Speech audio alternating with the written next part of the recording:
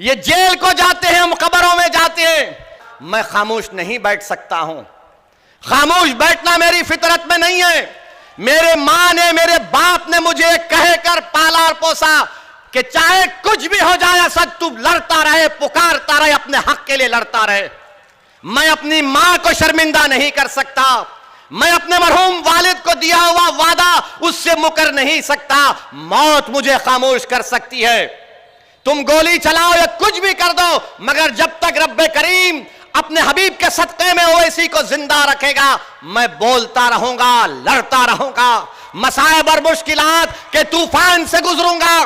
तुमने एक मर्तबा मेरी गाड़ी पर 6 गोलियां चलाई, दोबारा चलाओ प्यारे, मैं तैयार हूं। इस गरीब और मजलूम कौम के लिए मरने को तैयार हूं। तुम चलाओ गोली, कितनी गोली चलाओगे? तुम्हारी गोलियां खत्म हो जाएगी, मगर इंशाअल्लाह ताला मैं मौत से डरने वाला नहीं। मैं डरता हूं इस बात से कि जब कब्र में जाऊंगा और हशर के मैदान में मुझसे क्या हिसाब किताब होगा। मगर दिल का एक कोना पुकार कर कहता है कि गुनाहगार तू है असद, मगर कमली वाला रहमतुल्लिल आलमीन है सल्लल्लाहु अलैहि वसल्लम। मेरे अजीज दोस्तों और बुजुर्गों, हिम्मतों को बुलंद रखिए। इस मसाइब और मुश्किलात का खात्मा होगा। अगर दिल में खौफ पैदा होता है कि जुनैद और नसीर से ऐसा हुआ,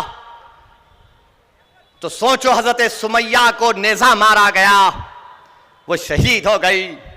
रसूलुल्लाह सल्लल्लाहु अलैहि वसल्लम की साहबजादी को नेजा मारा गया था।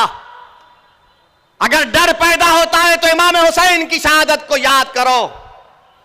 उन्होंने अपने पूरे खानदान को कुर्बान कर दिया।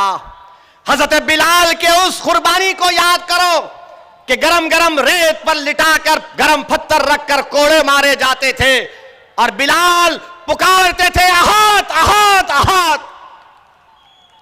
मेरे इज्जतदार मां और बहनों, अपनी औलाद को बहादुर बनाओ। दीन से अपने रिश्ते को मजबूत रखो। दीन से रिश्ते को मजबूत रखो।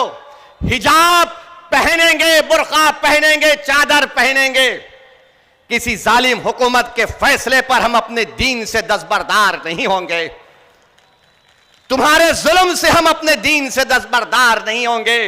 मेरी शनाख्त अगर है, मेरी पहचान है, तो मेरी दीन से, मेरी निस्बत जो नबी करीम सल्लल्लाहु अलैहि वसल्लम से है, वही तो मेरी पहचान है। अगर वो नहीं तो फिर क्या है मेरे पास, बताओ। इस दौलत को बचाओ, हिम्मत से काम करो, अपने हौसलों को बुलंद रखो। मेरे अजीज दोस्तों और बुजुर्गों, लोग कहते हैं कि सेकुलरिज्म को बचाओ। यकीनन पिछले 8 साल में जब से भारत के वजीर आजम नरेंद्र मोदी बने हैं, मॉब लिंचिंग बढ़ गया, हेट क्राइम्स बढ़ गए, लव जिहाद के नाम पर मारम पीटी बढ़ गई, रिलीजियस कन्वर्शन के नाम पर गलत गलत कानून बनाए गए, दिल्ली में फसादात हुए, यूएपीए लगा। मगर इसके बावजूद भी लोग बोलते हैं कि सेकुलरिज्म का साथ दो, इन सो कॉल्ड पार्टीज का साथ दो। मैं बताता हूं फर्क क्या है।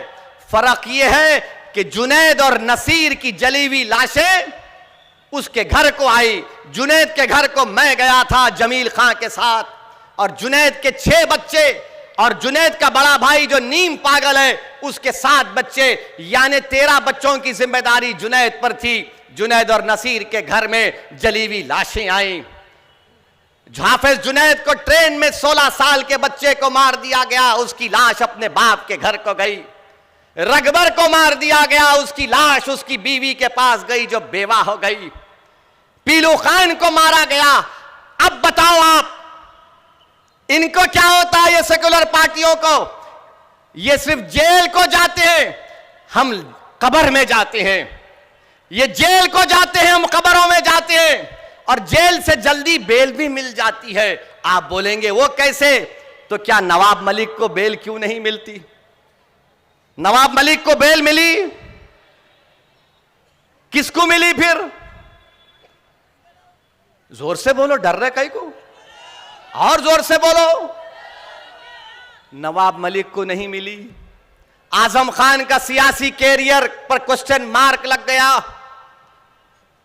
आप बताओ फिर, एक जर्नलिस्ट का उत्तर प्रदेश में 2 साल के बाद बेल होती है तो उसकी जमानत के लिए कोई तैयार नहीं होता श्योरिटी देने के लिए।